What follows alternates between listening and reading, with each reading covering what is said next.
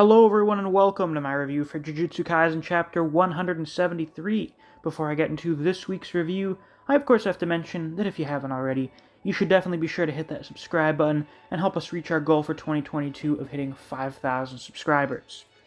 Now, this week's chapter is a very good one, an outstanding chapter. It's big hype. It's a really solid chapter overall. It's one of those transition chapters that goes over like several things at once. We kind of focus on three different things, I suppose, three or four, all in relatively quick fashion, but it's done in such a way that flows really well and is building up a very big hype for the things that we have to come in the next few chapters. So to start, we have the stuff going on with Megumi, and quite a few things happen to Megumi. He has an interaction with Reggie as Reggie is dying, because it wasn't just like a chunk of his shoulder, like his whole arm got cut off. He's bleeding to death, and Megumi thinks that there was a chance that Tengen may have been lying about things and was actually working with Kenjaku, but Reggie's knowledge of Tengen suggests that that's not really what's going on here. And also, it's pretty much revealed that Reggie was one of the ancient sorcerers, which I didn't really expect considering his technique, but I suppose contracts are a thing that have been around since, like, I don't know, human enterprise, like business has been a thing. So you would have some kind of version of it in the past as well, I suppose. It's just now in the modern day, you probably have the most potential for the uses of it, you know? Now, Reggie, being an ancient sorcerer, does explain why he would know something like Hollow Wicker Basket, so I guess that goes... That all makes sense given the context of this. And he does something interesting. He actually transfers his points to Megumi, because I guess he's a good sport or whatever. And he's gonna be dying in a minute anyway. There's not really anything he can do about that. So he's probably like, hey, I'm dying. This guy's a pretty talented sorcerer. Why not help him out a little? So I guess Reggie's stocks went up a little bit with that one. So he makes one final request of Megumi, which is to become a toy of fate. Become a clown and then die. That's kind of specific and a bit of a weird request for someone. And then he croaks, you know, rip Bozo, so long Reggie, you were a pretty amusing guy. And some people have suggested that this is actually him putting a curse upon Megumi, because there does seem to be a consistent trend with how people seem to curse others, or how you could accidentally curse others, and it's making a request of someone or telling them what to do in your dying moments.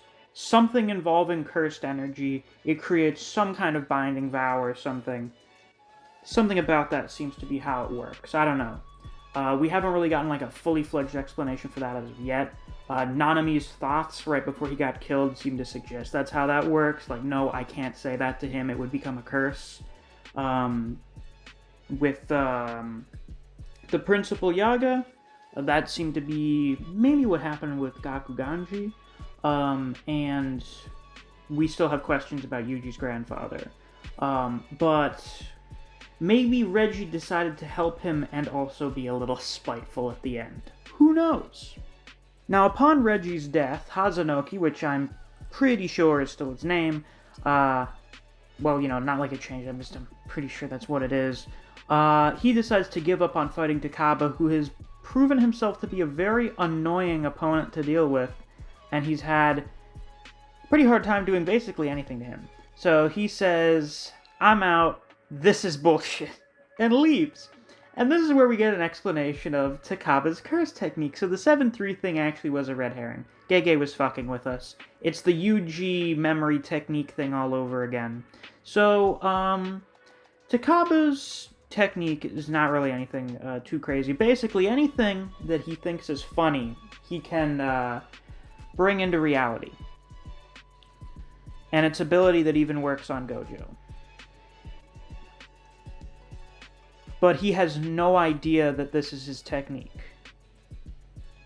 So, it's kind of another Haruta situation where Haruta's technique kept him alive and was fairly useful for survivability, but he literally had no idea how his own technique worked. So Takaba here has one of the most potentially powerful techniques in the series. Like, it could work on Gojo. Think about this. Anything that he thinks is funny, he can make real. Oh, I think it'd be really funny if I was able to punch through Gojo's infinity. Oh, and he can do that.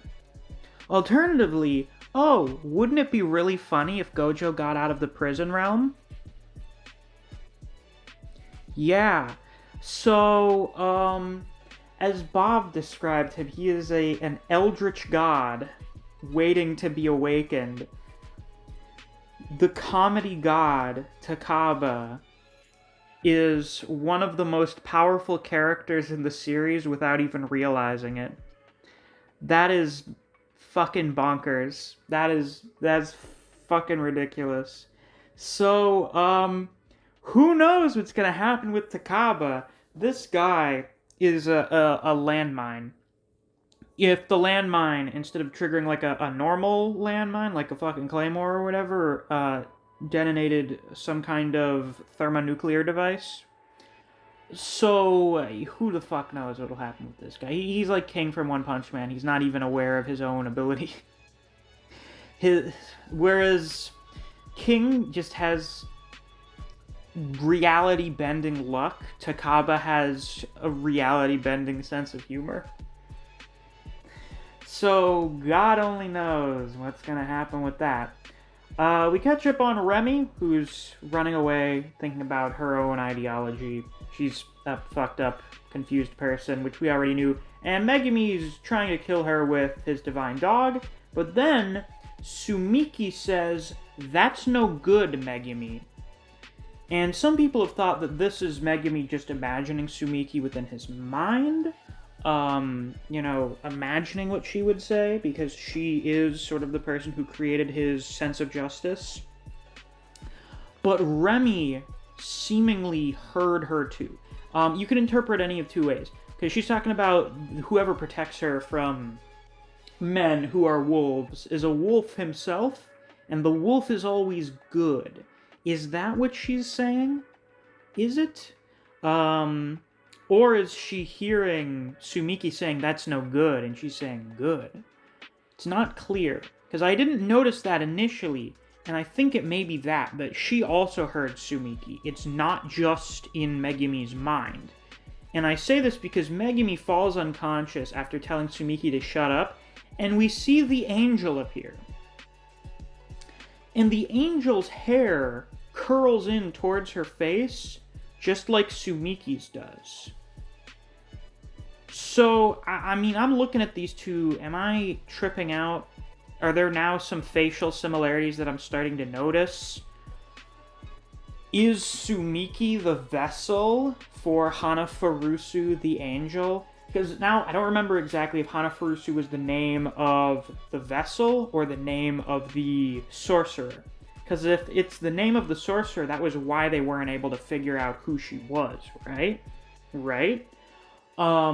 So if the big sorcerer that we have to go after to try and unseal Gojo is possessing Megumi's sister, that adds like a whole nother level to all this. Just a whole nother level. Which will be crazy. That means we're gonna have to fight Megumi's sister. So, yeah, that's pretty fucking wild. That's pretty crazy. I'm very interested and excited to see how that is going to turn out. Now then, the second half of the chapter is dedicated to showing what's going on in Sendai City. And Sendai City is getting even crazier than the Tokyo colony. And to start off, we get a list of very important people. My patrons. Special thanks to Neo, Tyrese Simmons, Dijon Redden, Anthony Chavez, Honey Mustard, K-God, Chris Redfield, Rat, Ryzen 4K, Artist, Mac Campaign, Wave of Manga, Chuck Speed and Seed, Jake Sterizi, and Play Free Labs. Thank you all very much for supporting me on Patreon. I greatly appreciate it. And if you too want to get a shout out at some point during videos, or access to reviews for One Piece and The Boxer, you can always become a patron as well. There's a link to my Patreon down in the description. Now then, to talk about the list of important people in the chapter, Sendai City is being controlled by 4 major players in the game. The first of which is Dhruv Lakdawala, who sounds like he has an Indian name, so I'm thinking this guy is maybe from India. This guy has 91 points, so he is clearly a menace. This is apparently his second incarnation, which I guess suggests that he's actually been reincarnated before this? Interesting. Now this guy is extremely interesting to me because he took control of the archipelago during the Civil War of Wa, which was the name of ancient Japan in the Yayoi period, which was in 180 AD, which is about 1900 years ago, almost 2,000 years ago. Which means this guy is the oldest character that we've met. Even Tengen is only, what, like 1,200, 1,300 years old? Maybe Kenjaku is older? It's a possibility, I guess. Because I don't think we found out when exactly Kenjaku was from. We might have. I think it was from around then. But this dude is, like, predating the Heian. This guy is nuts. He is as ancient as it gets, as far as we're aware. We don't know how far back sorcery actually dates to. Sorcery could have been a thing ever since we were cavemen and started practicing shamanism. Actually, I think that's probably a decent possibility. But this Dhruv guy is fascinating for that reason alone. Then we find out his technique involves summoning 2 different types of self-sufficient Shikigami. So they're automatic Shikigami. They function on their own, kind of like Maharaga, but they don't try to attack him. And he's able to use their tracks as a domain. So he has a dynamic domain. This guy's power is pretty ridiculous. It's pretty nuts. Then we meet the next guy, Ichigori Ryu. He has the highest cursed energy output of any of the players. They don't specify if it's just in this colony or in general. If it's in general, Yuta is in this game. If this dude somehow has more cursed energy than Yuta, that's stupid. Like Christ. He is able to fire his cursed energy like a cannon, and I'm assuming they don't just mean like a cannon like they had on a pirate ship. I'm assuming they would probably mean more like a cannon on a modern battleship. So this dude's probably annihilating buildings with his normal attacks. I get a very good vibe from Ryu here, because he is wearing a Crollo coat and has a fucking pompadour. Reading Toriko last year has created a very positive association in my mind with characters who have pompadours, and giving me very big, stupid amounts of hype. And considering this whole section of the chapter is pretty much dedicated to being, yeah, these guys are extremely fucking powerful, and when they do stuff, it's gonna be hype as hell, that gives me a very good vibe. So Ryu, you give me a very good vibe. Next person is Uro Tatako. Takako. Uro Tatako. Uro. I'm not gonna pronounce her last name. This person, who is naked, it is of note that Gege seems to be drawing more sexy women. I know he mentioned that he never really did that in the past because his parents read the manga and he thought it'd be kind of awkward if he was drawing like really hot female characters in a series that his parents read. So this woman is the former captain of the Jitsugetsu Sei Shintai unit, which reported to the assassination team of the Fujiwara clan. Now, the Fujiwara clan was a rival clan to the Sugiwara clan, which is the clan that Yuta is a descendant of and that Gojo is a descendant of. So I guess it's the old ancient predecessor to the Gojo clan. which means this person's already going to have some kind of beef with Yuta, and her technique allows her to manipulate the sky, whatever the fuck that means. She's like covering herself up in such a way so that she's censored, and we can see through her. We can see the ground underneath her through her technique. I don't know what the fuck manipulate the sky means. Is she bending space or something? Like, what's going on here? I want to know. Is this something similar to how Gojo warped space? What does that mean? What does it mean to manipulate the sky? That's such a vague description of her power. Because the sky, you can kind of interpret that in many things. Do they mean, like, the atmosphere? Do they mean space? Do they mean, like, how we perceive the sky? I don't know. We're gonna have to find out. Then we find out about a cursed spirit, and I think this is actually the first cursed spirit, technically other than Sukuna, who we've seen who is a player in the game. This is presumably one of the cursed spirits that was released by Kenjaku at the end of the Shibuya incident. It says that they're released from cursed spirit manipulation. Now, when I read this, my immediate thought was, oh god, this means Mahito is going to come back at some point.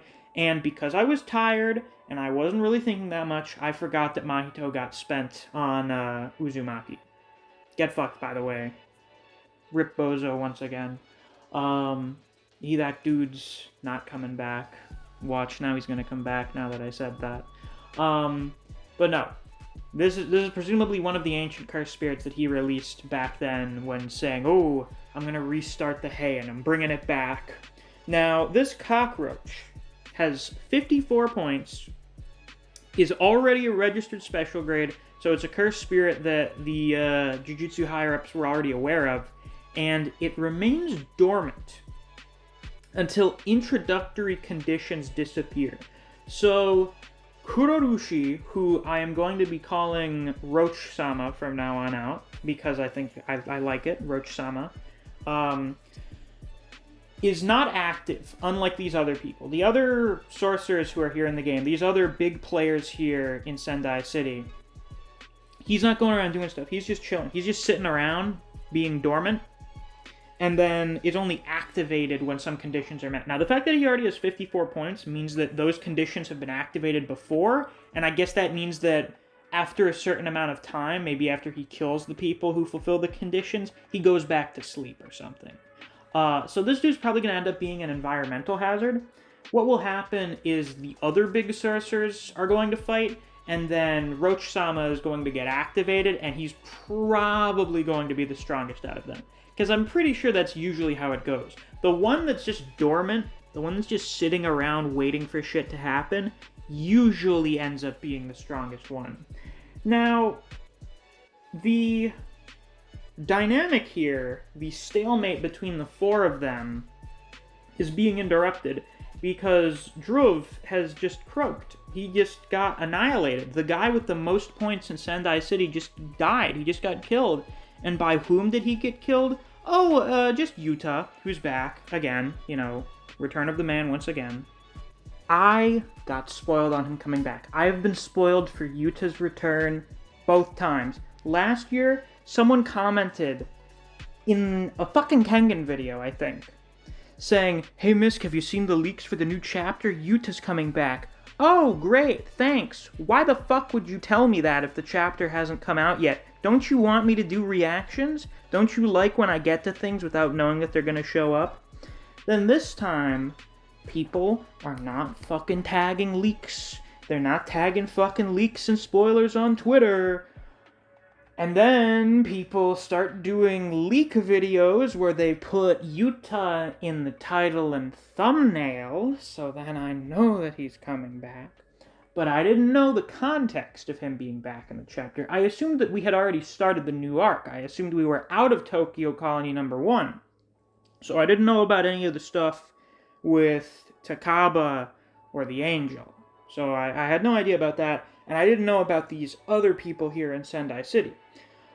So, Yuta's here, And I think the purpose of this arc at Sendai is pretty clear. I'm pretty sure we've been kind of guessing as to what it would be, regardless of when or where it would be. And this is mostly showing off how strong is Yuta now, and what's the deal with Rika. So they say explicitly in this chapter, in this day and age, Yuta is second only to Gojo. He is a prodigy. So right now, Gojo is sealed, Sukuna does not have full power and is trapped within Yuji's body. Yuta is the most powerful person who is out and about doing stuff right now. Stronger than Kenjaku, stronger than Yuki. Now, of course, Kenjaku, as we know, very smart fella, been around for some time, has been able to see the bigger picture.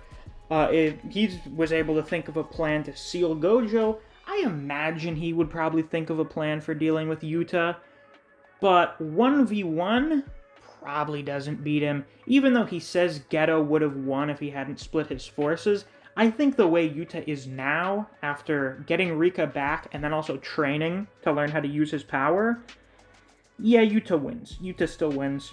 So we have these selection of pretty powerful people for Yuta to go up against. I thought what would happen was Yuta would walk into a colony. Everyone would be dead except for one really strong guy or a really strong curse spirit. They would fight, and Yuta would be like, damn, you're kind of strong, I guess, and then just annihilate him to show off how powerful Yuta is. What we're doing instead is we're having multiple very strong people fight Yuta to show off how strong he is, which means it's going to be even cooler. I've realized through various series, especially Toriko once again, that there are a few things I love more than top-tier characters doing stuff, especially top-tier characters fighting each other.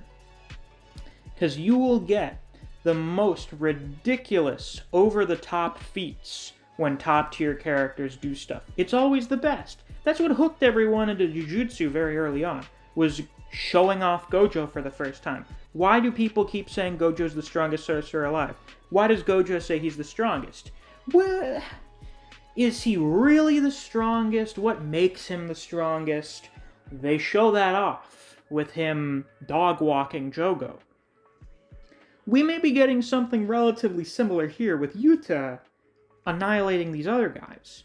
Now, I'm not saying he's gonna low diff them or anything, because they're apparently very strong, but Dhruv got, like, one-shotted, like, no difficulty, didn't break a sweat. This is clearly a serious Yuta. I mean, you can look at his face.